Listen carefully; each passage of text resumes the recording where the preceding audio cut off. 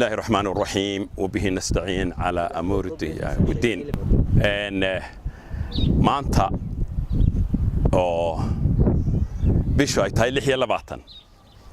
waxaan dhex taaganahay Hargeysa waxaan taaganahay wadooyinkii hadii aynu nahay dadkii reer Somaliland amba xaafadan u dhashay hawshii aynu bilownay ha iftiinka xaafadaada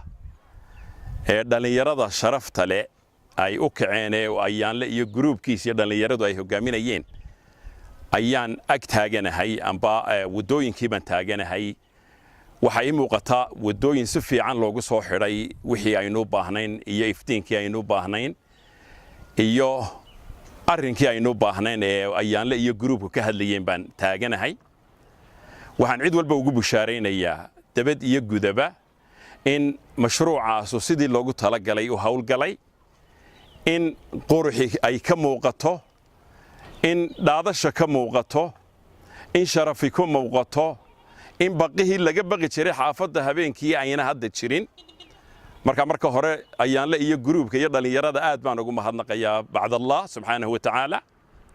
waxa kaloon u mahadnaqayaa dadkii ka qayb galay ee dabad iyo gudaba lahaa ee ka qayb galay arrinka iyagana si xooga oo muglaan ugu mahadnaqayaa waxaanan odhan lahaa cidda kale ee aan ku darsan amba ka soo qayb galin wax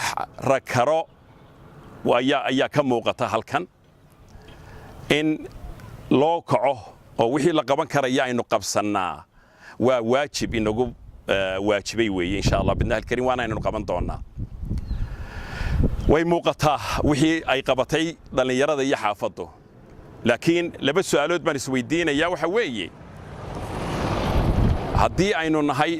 dadka amba shacabka reer Somaliland amba dadka xaafadan degan ma innaka xaq laynoogu lahaa inaynu wadada cadayno mise waxa xaq loogu lahaa cidda aynu cashuurta siino waa su'aal halkeeda ah anigoon dhaleecaynaynin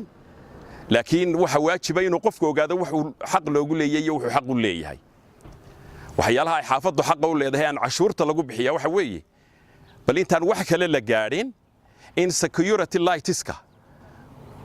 waajib ay ahayd in dawladda hoose ay ka shaqayso imankana waxaanu leenahay wax ku soo dar labada cad baan weel ku soo ridayo weeye xaalka iyagu inta annaka qabanay intii kale idinka la idinka sugaya inay qabataan waana xaq leedinku leeyahay oo cashuurta lagu bixiyo oo lagu hawlgalo weeye taas waa mid waxa kaloon iyagana u sheegaya shirkadaha anigoon magacaabayn shirkado badan baa jira magaalada iyo dalka iyo halkan oo aanan magacooda rabin inaan sheego oo aanu customer u nahay haddaanu nahay dadka xaafadda maxaa qabateen amba safarata noqoto amba shirkada noqoto meel wal oo la tagaa amba meel wal oo shirkad waliba waxay leedahay development fund wax la yiraahdo oo loogu talagalay xaafadda dalka magaalada loogu talagalay hadda sharaa'iga tihiin waaweyn aanu customerka u nahay shaqadiina meeday development fund ki xaafadani away waa la idinka sugayaa maaha maanani loobin ma garan liin waanu laakiin xishoonaynaaye yaanaan si practical idinku imanin idinku isa soo xukuma maaha inaanu leydar samaysanno maaha inaanu anagu lacag iska soo gurno wixii aad qabanayseen development fundkii laydinku lahaa